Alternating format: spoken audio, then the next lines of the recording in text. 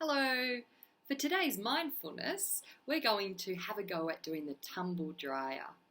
So, I'm sitting cross-legged, relaxing my shoulders, and you might even want to do a little body scan to check how your neck feels, how your jaw feels, how those shoulder muscles are feeling, and other parts all the way down to your toes.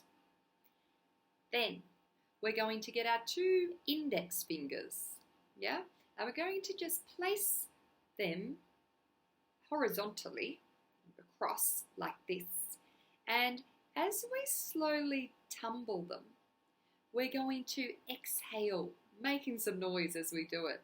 So it might sound a bit like this. And then you breathe in again.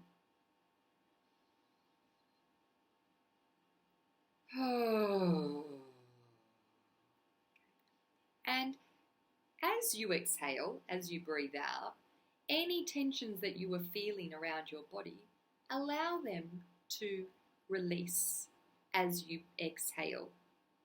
Okay?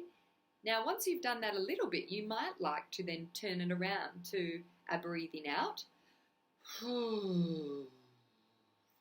And then a breathing inwards the other way.